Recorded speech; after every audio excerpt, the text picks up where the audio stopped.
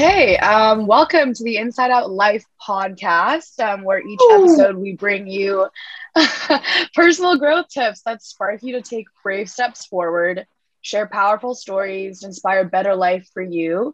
I'm Bo Madrid, and I'm recording from Vancouver today. So I'm out here in the West Coast. West and Coast. I will be, West Coast, best coast, arguably. And I'll be leading our discussion for today. And today we are joined by two amazing guests, Michael and Cydney. Really excited to have you guys on today.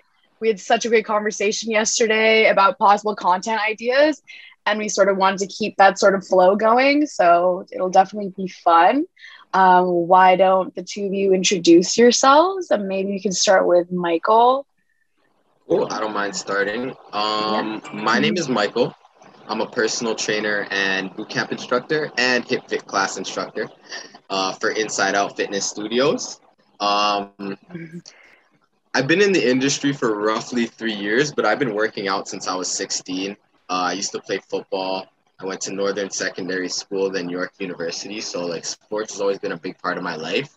I've worked with clients ranging from 17, 18-year-olds just picking up the dumbbells and the barbell for the first time to grandmas, to like literally 65-year-old grandmas with arthritis.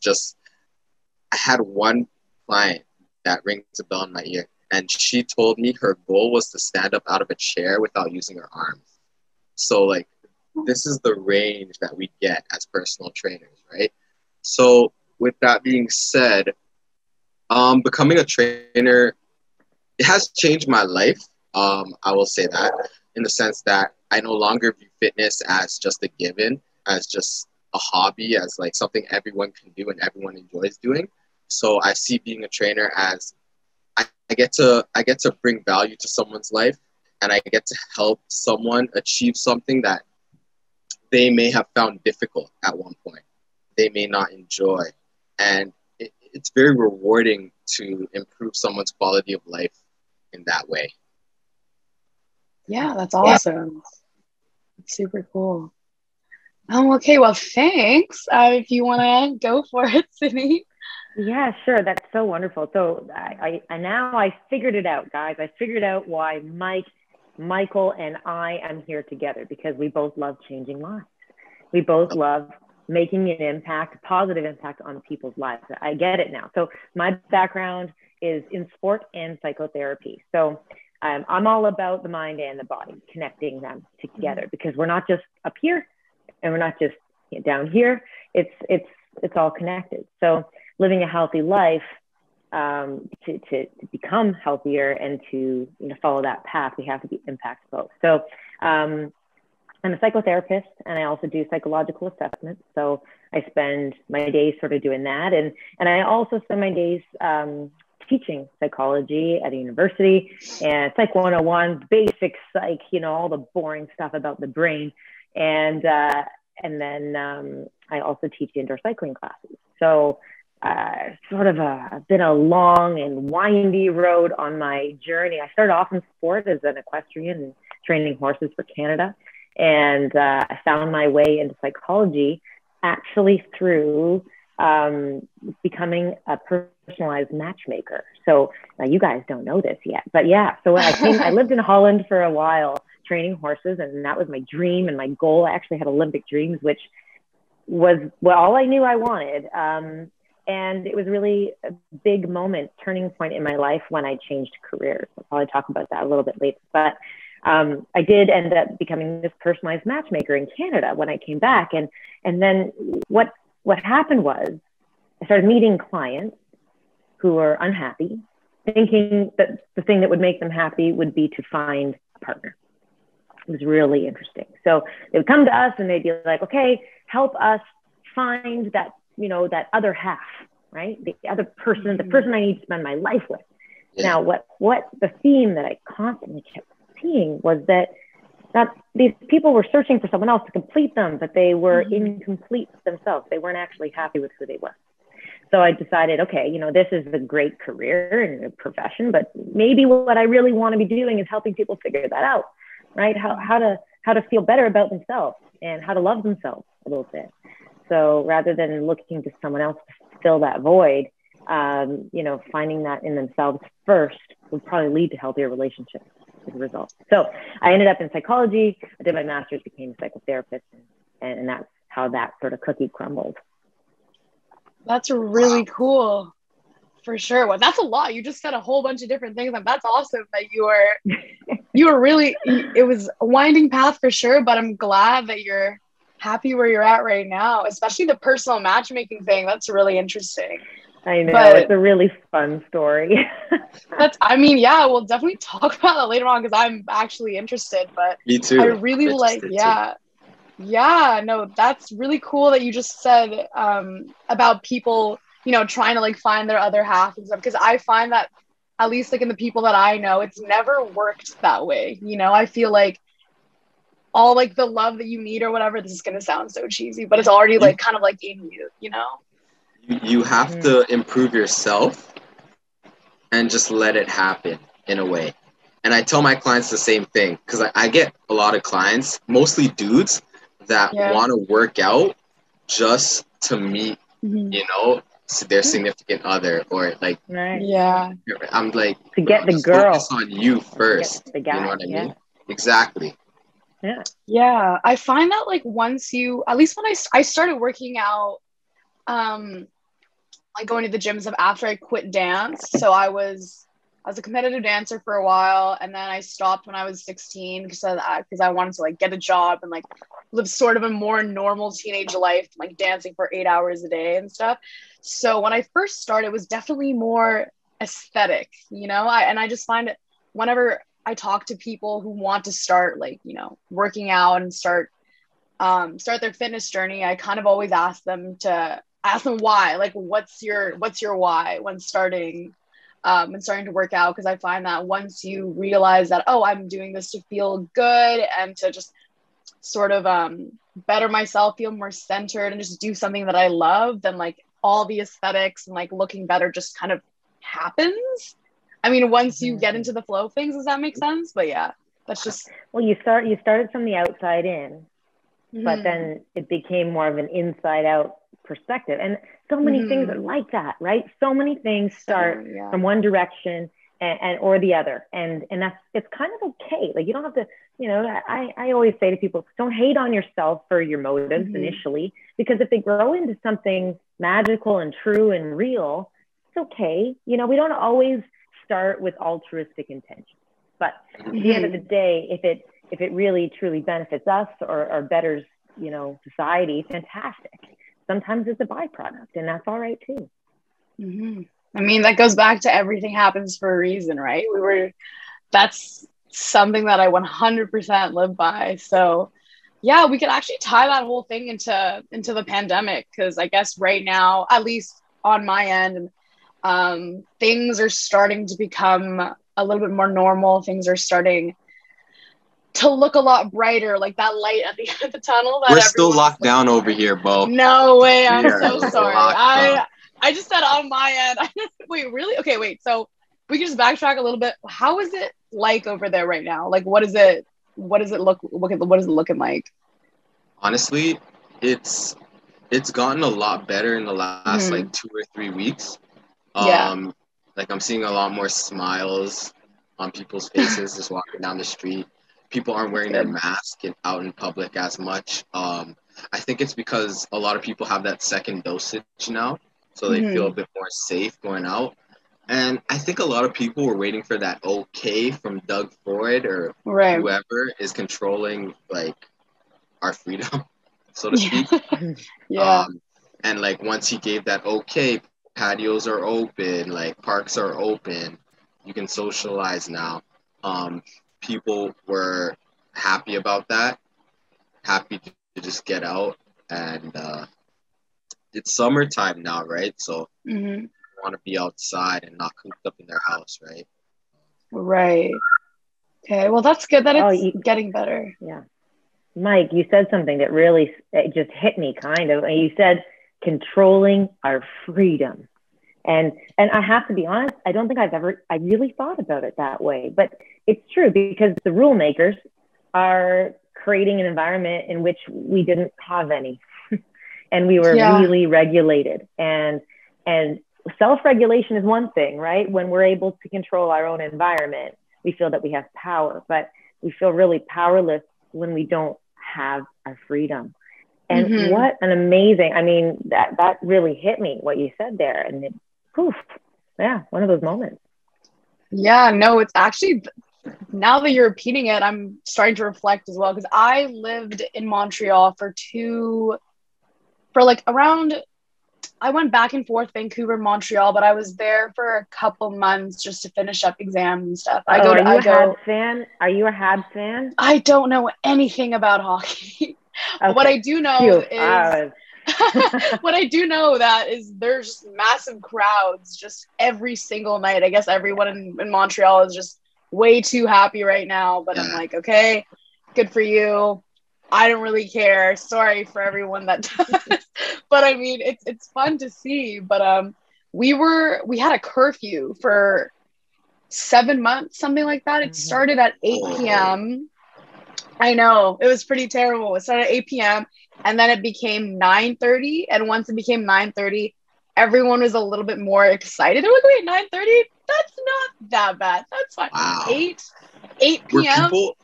Were people actually inside by 8 p.m. sharp? Like the streets were empty and everything? Yes. I mean, well, you know, I live in I mean, like all the university students, at least, like obviously, you know, there were the ones that there was this like joke that this like the student like where the student housing is, there was this joke that once like the sun went down, everyone just turned into like a ninja.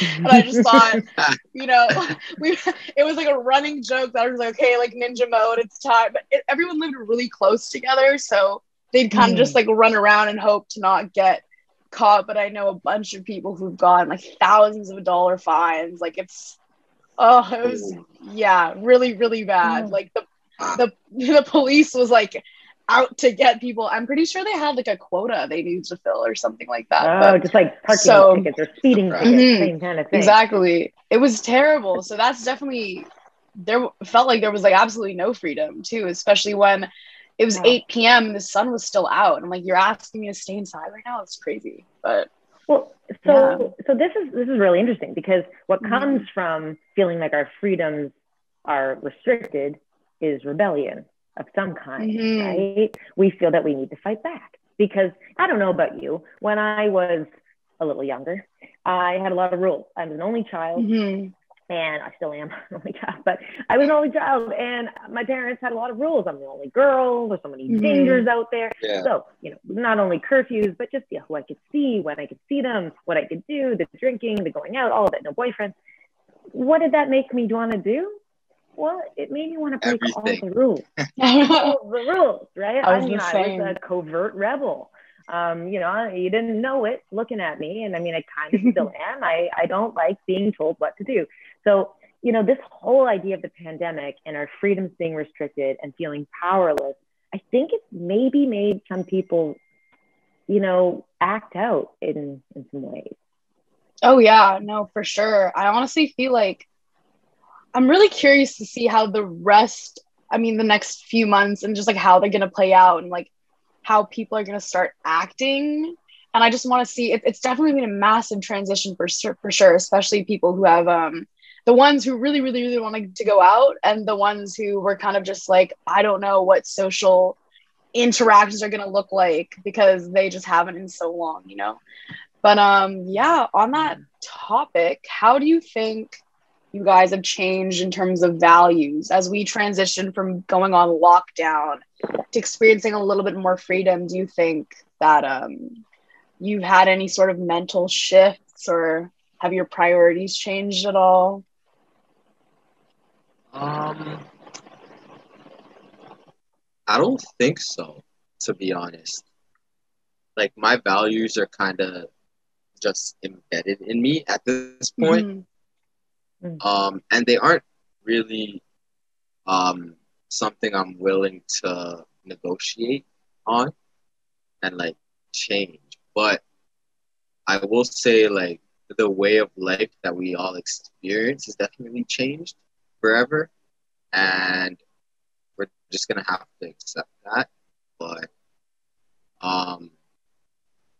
me personally, I haven't been too affected. Thankfully, like I'm very lucky. Like I've had like I've been able to like maintain a steady level of income throughout this pandemic. I've been able to still work out throughout this pandemic. So I've been okay, but I know not everyone's the same, and a lot of people have been hit hard by this pandemic. I know a lot of people going through it, man. And it's usually the people that were already hit hard that got hit harder, and then the people who are okay just like go back to normal life. But like we have to think about all the people who like aren't as fortunate, right? And we have to make sure the socioeconomic divide becomes even greater, right? I'm with you, Mike, you know, in that I've been pretty lucky too. I've been able to work from home, and I teach indoor cycling classes. I've actually started doing it from home as well, because I was like, okay, you know what? Studios aren't open. Well, I'm not going to stop teaching. So I'm going to figure this out. But one thing I have noticed is with my clients. So working in the world of psychotherapy, I talk to a lot of people, which is amazing, because it not only, you know, helps me understand the world, gives me a lot of perspective in my own situation. But it's remarkable how many changes have taken place in people's perspective and what they value. So, you know, one thing, for instance, you mentioned life, you know, our environment changing. I don't think I realized how much I was doing for my job. The amount of driving, the amount of gas I was paying, the amount of time spent on the road, all that time was taken out of my life. And I don't want to give it back. I don't want to give that time back. That's now my time. And that extra 2 hours of the day that I would spend in the car and convince myself that it was a completely rational thing to do, which was insane. I don't want to give that back. And that's a minor change. But I've had clients who have had major life changes and said, you know, my career I've been reaching and climbing in this career my whole life. And for what? You know, I'm not giving back to society. This pandemic has changed people's views. It's remarkable. Yeah. It's funny you mentioned that. I actually had a client mention to me that many long-term staff members that he's a teacher and he's worked at the same school for 25 years. And he mentioned to me that he hasn't seen so many people retire at once in his whole career. And he said that like, this pandemic really opened people's eyes to like, okay, honestly, life is short. So you have to like know, is what you're doing really what you want to be doing? Or are you just doing it for a paycheck? Are you just doing it for like someone else's approval, your parents' approval, whatever? Are you just doing it because it's the job? Like, or do you actually like, is this how you want to spend your life? Is this how Does you it want to fill leave you your up? legacy on the world? You know? That's it. No, they call it the Great Resignation, you know, like the Great Depression. I was actually reading an article. They call it the Great Resignation because in a long time have so many people resigned from their jobs in search of other work or other occupation, something else to fill their days, or just deciding that, you know, my children and my life, because a lot of parents have now taken on so many different roles, different hats they're wearing, right? So now they're like, okay, well, I'm not going back to that. You know, I've enjoyed this time with my family. I was thrust upon me. I didn't have a choice, but here I am now. And I found that this is where I want to be. So yeah, a lot of changes. Good changes, good things coming out of the pandemic. I mean, not all bad, right? There's been a lot 100%. For sure.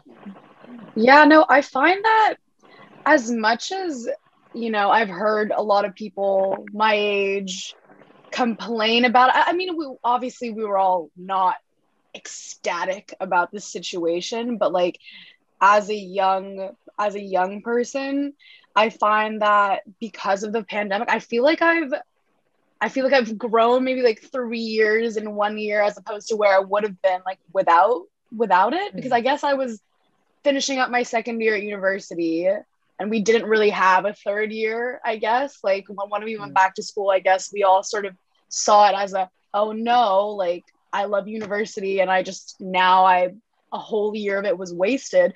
But in my opinion, I learned a lot about myself like in this pandemic. So there were definitely a bunch of silver linings for me, like no matter how terrible it was at like some point, just because my mental health was in the gutter for like an entire year. But I'm glad that I finally sort of started investing in myself, like looking like inwards and be like, you know what? Okay, like this is the hump.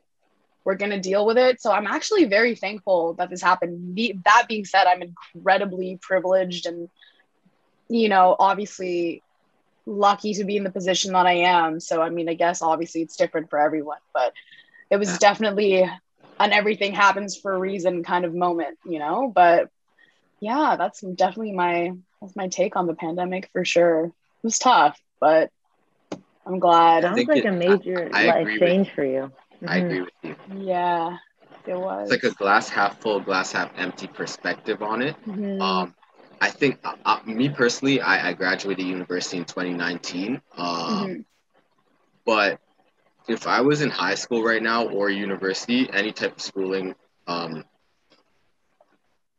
would see this as a definite growing opportunity. It's like a free gap year in a way. It's like a free, like, you know, like year off in between your studies to kind of really reflect on, like, did I pick the right program? Did I, like, am I in the right circle of people? Like do I know who I am? Like all these things. Like when I was like 20, like 19 and stuff like that, like looking back on it, honestly, I don't think I knew who I was. But at the time I thought I knew. Right? At the time, I was like, yo, like these are my friends, like this is what we do, like, you know, but like we're all independent human beings, right? We can't rely on anybody. And I think this is a good wake-up call for the younger generation, for sure. It's like a blessing in disguise. 100%. No, I fully agree with that. Just because of this pandemic, I've actually like figured out what I wanted to do with my life, which is actually like pretty crazy for me. I didn't think that I would know this at 21, but just because of everything that has transpired, I finally was able to just like zone in on like the thing that I like love to do and like like my career path. So I figured out that I wanted to be in public relations. So that's super cool. And I wouldn't have known that if I wasn't trapped inside looking for jobs every single day, you know? It's pretty cool for sure. But I like what you said about how we're independent human beings and we're not supposed to rely on anybody. So I kind of want to tie that back in to how Cydney was a personal matchmaker, just because I want to hear more about that. For sure. We can definitely relate Spill that somehow. Spill the tea. I'm so curious. Yeah, it was really, really interesting. So it wasn't something I thought I really wanted to go in my life or anything. I was working actually at the Fairmont Royal York and I had a job and then somebody reached out to me and said, listen, you have all of the qualities you typically look for in a matchmaker. I had a sport background, which apparently implies that you have perseverance and dedication and resilience because you work hard at something. And then I had personal skill because I worked in hospitality. Anyway, so they tied in all these things. And really, I think they just needed people to work there. I'm not really sure. But I started working there. And it was really interesting because, well, they had all these different levels of membership. It was very expensive. Okay, women were paying between $2,500 and $4,000 for dates. Wow. Yeah. No not a joke. way. Not a joke. There were never enough men. Women were paying? It's very different than an online dating scenario because this was blind dating. Okay. This was blind dating. So what would happen was you would tell the matchmakers what you wanted and they would peruse their category, their all the matches they had for you, and then pick the perfect match. Now, here's the problem with the method. There weren't enough men because men are visual creatures. Men want to be able to look at who they're dating. They're way more prone to online dating, whereas women, these were a lot of professional women who didn't have a lot of time and were willing to spend money on a service to help them, right? Right. So I have all these really high-powered women who are really intelligent, making a lot of money, doing great in life, thinking they're going to be matched with this amazing guy. Now, the problem is they would come with a laundry list of things they were looking for. Of course. Which does, I mean, you know, failed relationship after failed relationship, and you're in your 40s and you're thinking, okay, I know what I want, right? It has to have all these things, tick all these boxes, which we know doesn't work, right? It doesn't work because you find love in the most unsuspecting places. But obviously the values have to align, and, you know, we have to look for a certain type of person. But it was really tough working there because I created a lot of disappointment. Needless to say, it was really hard. All I wanted to do was create these perfect matches, but ultimately there was a lot of unsatisfied people, which was tough. And like I said, one thing that that kept kind of coming back was this theme of self-love. I don't know if you guys know RuPaul. You know RuPaul? Yes. Love RuPaul. Favorite guy ever. His line that I repeat all the time in therapy sessions and in spin classes and all the time is, if you can't love yourself, how the hell are you going to love somebody else? Can I get an amen up in here? Right? I love it. It's so 100%. good. It's so true. Right? You gotta love number one. If you don't love number one, nobody's gonna love you because you don't love yourself. It's very hard to love someone who doesn't love themselves, right? It's because and, the reason it's hard is because, well, one of the reasons, I guess, I don't want to speak for everybody, but I mean, speak for yourself. Let's speak for you. What's your reason? Just like trying to give that person encouragement is gonna be hard. Even trying to tell that person, oh, you know, like, they look good today, or they're so and so today. You get pushback on that because they don't believe you. They think that, like, in a way that you're lying or whatever, because they don't 100%. Believe that themselves, right? So it's very hard because it almost, like, it causes daily conflict in a way, like every single day, you know. A lack of self-love breeds self-doubt. If you don't love yourself, you don't have confidence in yourself, right? It's very draining. And you don't think you're good enough, right? That's a big overarching theme, is this lack of ability, or feeling, perception of one's own lack of ability. And if you don't think you're good enough, well, you're not probably gonna, you're not gonna be a very fun person to be around. You're always gonna have that self-doubt. It's very draining. It's very draining. It's like as much as you might, like, want to see that person succeed, if they don't want to, they want to see themselves succeed, but if they're putting out into the universe, into the space, that they aren't good enough, then that's probably the outcome that they're gonna get. Like, for sure. It's like playing a sport. It's like playing pool or throwing darts or literally anything. If you aren't shooting basketball, if you aren't confident, like, it's not going to get in there. You're going to miss. You're going to miss. Okay. So Mike, how does somebody become more confident? Okay. I think how someone becomes more confident, the easiest way is to put yourself in at least, to start, one uncomfortable situation every day. Okay. That's a good uncomfortable one. To them. So, like, for me, I guess when I was first starting out, like, I would start small. So for me, like, first starting out was just reading. Like, okay, like, I'm dedicating to reading this personal development book all the way through, or to, like, this chapter today, or, like, you know what I mean? But then, like, as you gain a little bit more confident, as the book that you're reading kind of starts to, like, rub off on you. Okay, like, now, like, when I'm ordering this coffee, like, I can start a conversation with the barista. Like, you know, today. And then, okay, the next day, like, I'm working out in the gym.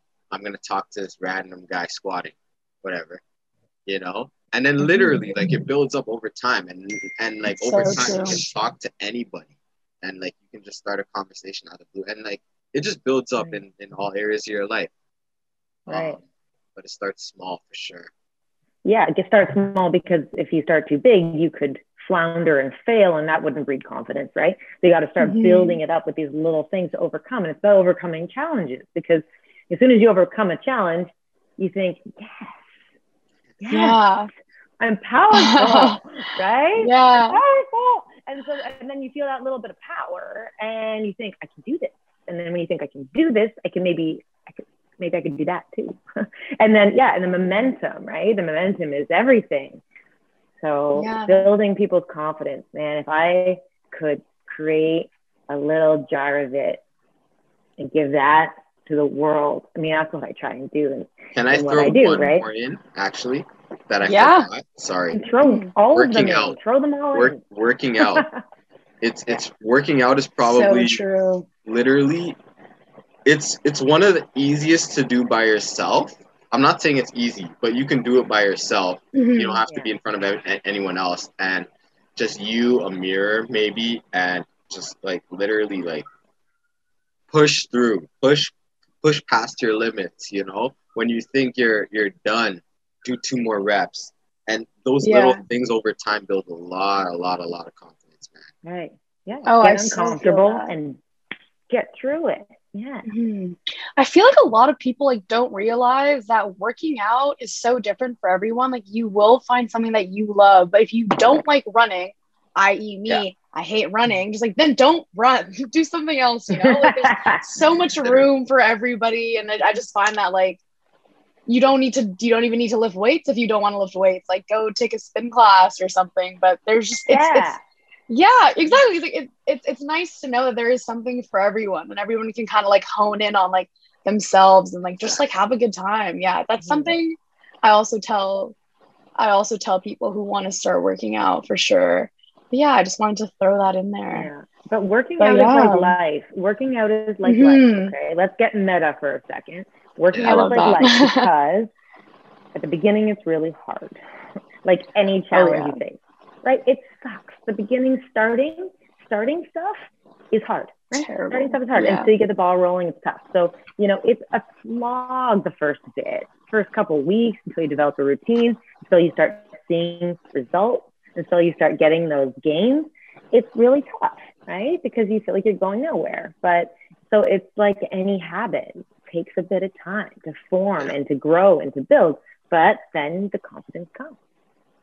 For sure. Yeah. You need to give yourself credit for like the little things, you know. I find that people also forget, something just happened in my ear. But just like thanking yourself and like knowing that you just did your best. Like you need to just reward yourself like slowly, you know what I mean? Like I feel like we forget to do that a lot sometimes. Yeah. How often do we forget to take our own advice while we're at it? All the time. I feel like we're all talking about all these great things, but we're also guilty of missing the workout, being judgmental of ourselves, self-critical, right? We all do it. And yet we're so good at giving advice. How funny is that? I was having this exact conversation with someone else yesterday. It's so funny. But just like when we need to listen, sometimes if somebody's like asking me for advice or something, I kind of like tell them like, every time that you've told me this, like listen to yourself, and then just if that makes sense. Like I don't know if that was something. Absolutely. And a lot of the time it comes from facing challenges. Like Michael, so I keep calling him Mike. I just flip to it. I always flip to the conventional and the you know. But Michael, you seem to have a lot of insight, and I wanted to curious if you'd share a challenge that you've overcome in your life. Challenge I've overcome. I think every challenge is a chance to get stronger and grow. You know, I think grit is something that we're not born with, but we develop. And a lot of like the people, like the superstars we see today, they came from like really, really, really like poor situation, not just financially, but just emotionally. It's like, wow, like how can someone who doesn't have a mother or a father, doesn't have like siblings, doesn't have people to talk to on a day-to-day basis, like how do they not go insane? How are they this superstar now? It's all about how you like interpret that, how you turn that circumstance into, you know, like who you become. Yeah.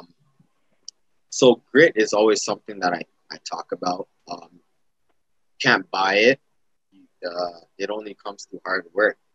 It comes through perseverance through challenges. And even if you're born into like, say you're born into wealth, like you're born into like the wealthiest family or whatever, you could still develop grit, but it's going to be through things that you can't buy. It's going to be through like working out, for example, right? And things like that. But someone who's born into like, say, poverty, someone who's born into like a third world country, like half of these soccer players playing in the Euro Cup right now, they're literally born into third world countries, right? And now they're like superstars, millionaires. Yeah, it's remarkable what people can overcome. It's crazy. A lot of their stories, man, it's crazy. Like if you search up like even Ronaldo, like he's like the best soccer player in the world, one of them. Like half of these guys were playing with no shoes, like growing up. You know what I mean? But the way I see it is every situation is an opportunity, and starting from the bottom, you pretty much just get put into a situation to grow stronger than another person. Yeah. You see what I mean? Because say two people are born at the same time. One's born at the very top. One's born at the very bottom. The person at the very bottom is actually going to experience a lot more life than the person at the very top. Hardship. Yeah. I feel like we should be putting on that Drake song. Started at the bottom. Yeah, I know. I was playing in my head too, actually. That's so Toronto of you to say. That's so Toronto. We're bringing it in. No, that's so true. Yeah. But they have to be willing to improve their circumstances. You know what I mean? Like a lot of people who are born into that situation, they stay there. But if you're willing to put in the work to improve your circumstances, you have a why. You know, you know what you want to do. I think the reason for that is because someone who's starting from that situation has a lot less to lose, and they're just willing to take risks, get out of their comfort zone, go talk to that random person, go, hand out your resume here, go do this, go do that. Because, like, you're gonna experience so much more life coming from that than someone who's literally just sitting waiting for their next paycheck, because that's all they know, right? No, that's so true. You got to get after it for sure. Like you need that sort of like drive. And it's just like, I think like experiencing rejection, whether it's like from a job or like from a person, it's just turning you somewhere that you should actually be going. So like once you keep like making mistakes and like taking all of these risks, like, yeah, like it might suck in the moment, but there's like something better for you is coming, or that wasn't like meant to be, So I definitely agree for sure. But yeah, rejection is important. Yeah, growth moments. Exactly. Yeah. I've done a lot of learning about that, like very recently. So it's so funny for sure. You mention that. It's so funny you mention that, because that's so true. Like you. Okay, so like as guys, like we experience a lot of rejection in life. You know what I mean? Yeah. Because like people really don't sugarcoat it with you. Like it's either yes or no. Like there's no kind of. But